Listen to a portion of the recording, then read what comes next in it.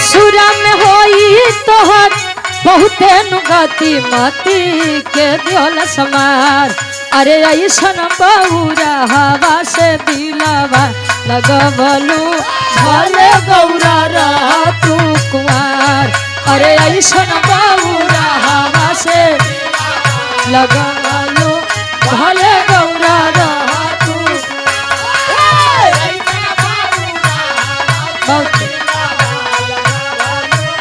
भले गौरा हमन चलत बा तो एक लाइन भगवान भोलेनाथ के महिमा हो जाओ, ओकरे बाद फिर आगे के कार्यक्रम शुरू होई।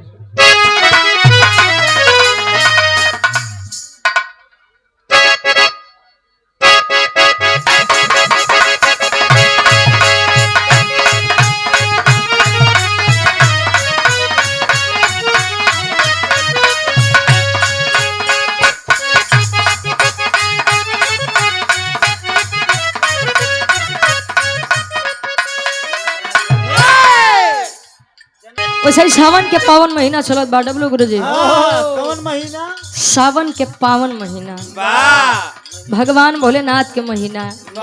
बारे भोलेनाथ के महीना।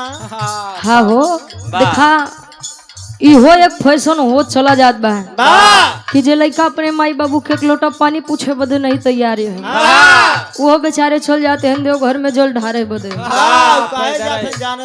काहे बदे हो? गांजा और दारू पिए बदे। तो ढेर जानकारी है। देवो के देव महादेव जी के विवाह जब माई पार्वती जी के संगे बात सखी सहेली ताना मारत नहीं कहो गिरजा। ए गिरजा तो के नहीं मिलन है।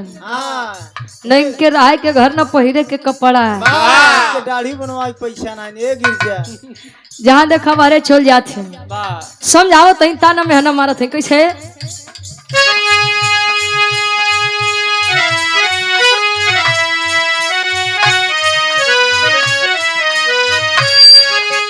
ए गिरजा हो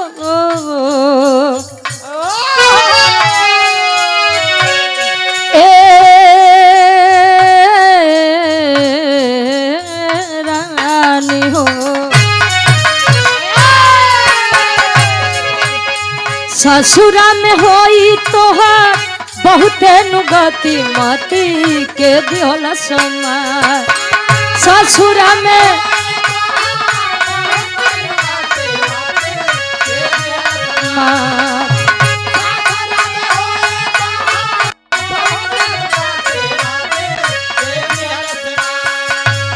और ये सम्मानित हृदय के गार्जियन जी ताबरपुर के ससुरा में होई तोहर बहुते नुगति मती के दियल समार। अरे ऐसन बहुरा हवा से दिलवा लगवलू भले गौरा रह तू कुमार। अरे ऐसन बहुरा हवा से लगवलू भले गौरा रह तू।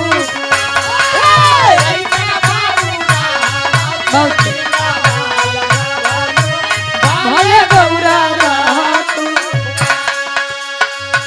और हमारे भाई हैं माई गिरजा जी के समझाओ तो सखी सहेली इनके रहे हाला हौवे दुनिया के मालिक। अरे दुनिया के मालिक हो देखही में लागले भिखारन हो राम हो भिखारन हो राम।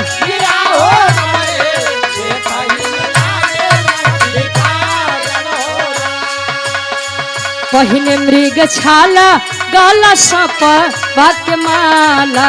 अरे साप वाक्य माला हो जटवा में गंगा जी के धारन हो राम किया हो। बहुत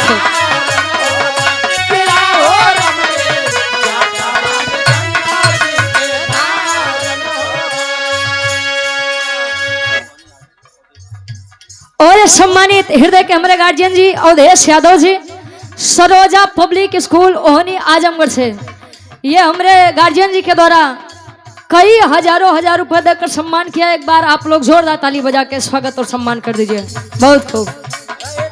इनके रहे हाला हुए टूनी या के मालिक यार धुनी या के मालिक हो देखही में लागे ले भिखारन हो रहा पहिने मृग छाला गाला सपा वाक्य माला यार सपा वाक्य माला हो जटवा में गंगा जी के धारन हो रहा पतई चबावलू जाके पनवा में दिहलू बचा पनवा गुजा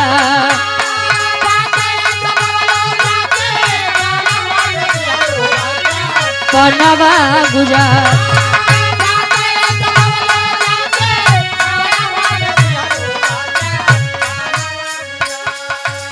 और अब डॉक्टर बाबू राम विधान सब पतई चबावलू जाके बनवा में दिहलू बचा पनवा गुजार अरे ऐसन बौरा हवा से दिलावा गवलू भले बौरा रह तू कुमार ए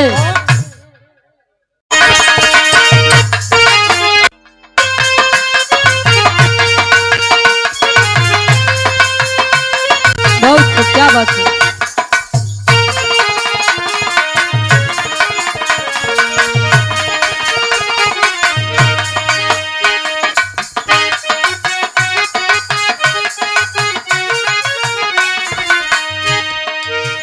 बड़ी सुंदर तरह के संख्याती हमारे डब्लू गुरु जी करते हैं कोनो लड़का कोनो लड़की के याद में देखिए प्रेम करना कोई गलत बात नहीं है मंजीत भाई ये प्रेम ही है जो आप लोग प्रतापगढ़ से बुला करके आजमगढ़ की धरती पर गवा रहे हैं प्रेम कई प्रकार का होता है जैसे माई बिटिया के प्रेम बाप बेटवा के प्रेम भाई बहन का प्रेम ससुर पतोहू का प्रेम सो बेचारू कहा ठीक है लेकिन आज के जनरेशन में कुल चीज खराब लागत बा लड़का कहे कैसे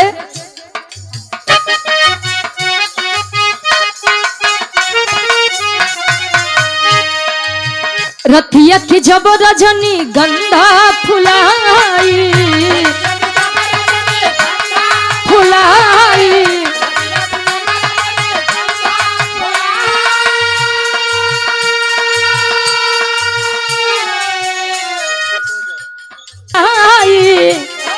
बसवरिया के पिछवा चांदिया गई बसवरिया के पिछवा चांदिया गई गोरी रे गोरी रे गोरी रे तोरी याद आ गई याद आ गई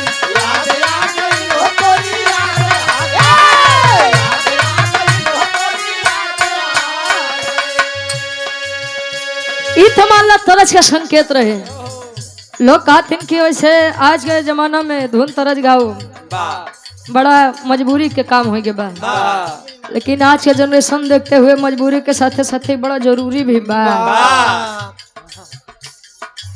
अरदास भाई मंच के माध्यम से बिटिया अरदास करे कि माता जी हर महफिल में हर मंच पर पहुंच करके आप महफिल को सजाने का कार्य करते हैं देखा विश्वास बा तो सब कुछ बा विश्वास नहीं बा तो कुछ नहीं बा कहे संतों के साय में सतगुरु का ढाबा है मन मानो तो मथुरा मन मानो तो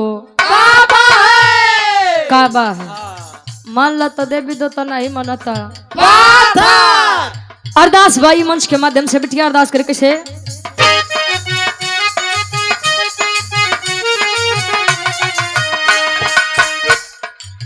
शारदे भवानी आज तोहके पुकारी शारदे भवानी आज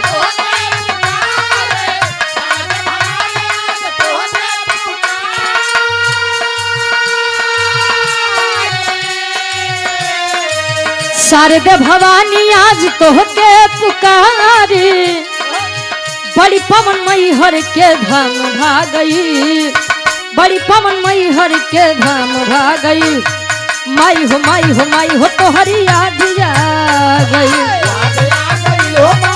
याद आ गई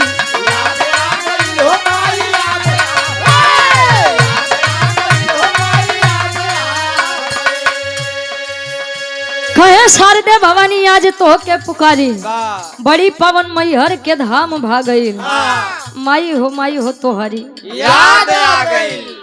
अच्छा विश्वास है भाई आप लोग चले जाइए माई शारदा देवी के धाम सतना जिला में एमपी मध्य प्रदेश में। लोग बताते हैं कि आज भी जब मैहर में माई शारदा देवी के पट बंद होता तो सुबह जब वो खुला था तो सर्वप्रथम पूजा की जा चुकी होती है। लोग बताते हैं मान्यता के अनुसार कि आज भी आल्हा जी आते हैं और माँ शारदा देवी का दर्शन सर्वप्रथम पूजा करके जाते हैं। आल्हा जी अमर थे और उदल जी की तलवार अमर थी। यह बदयंत्र के पहले अंताल में कवि जी लिखते हैं आगी रगनिया के मधुमय बनावा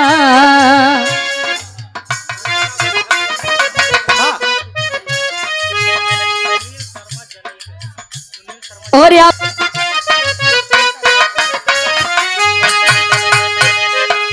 रागी रगनिया के मधुमय बनावा महफिल में बीड़ा के तार झनका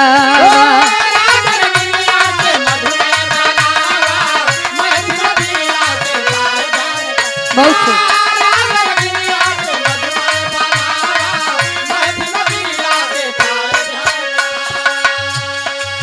बेटी कर दुआरा पे फरियाद आ गई माई हो बेटी कर दुआरा पे फरियाद आ गई बेटी कर दुआरा पे फरियाद आ गई माई हो तो हरी याद आ गई याद आ गई बहुत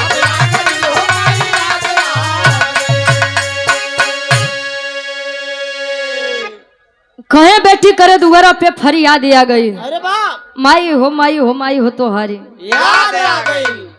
अच्छा ये विश्वास ही होता है जवान आदमी अच्छा लोग कहते हैं वेद शास्त्र भी बताता है कि अतिथि देवो भव मेहमान भगवान के समान होता है। अरे बाप प्रतापगढ़ से हम लोग चल के आपके आजमगढ़ धरती पे आए हैं। कहो गुरु जी जहाँ लोग 2-4-6 घंटा खाते भगवान भाई नहीं हो हम भगवान नहीं भाई खाली ये लोग प्रेम से बैठ के विराह के आनंद ले लें सम्मान दे लें आशीर्वाद दे लें जानला बहुत बड़ी बात बा ये सबसे बड़ा सम्मान बा। संतोष फौजी बड़का भैया हमरे 100 रुपया बहुत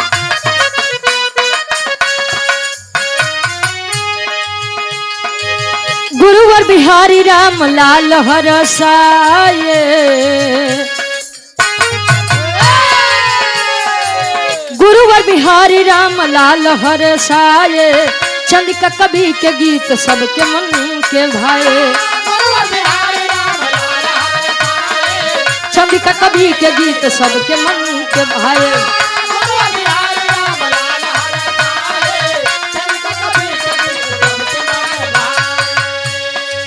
मस्तक झुकावे रुचि आज आ गई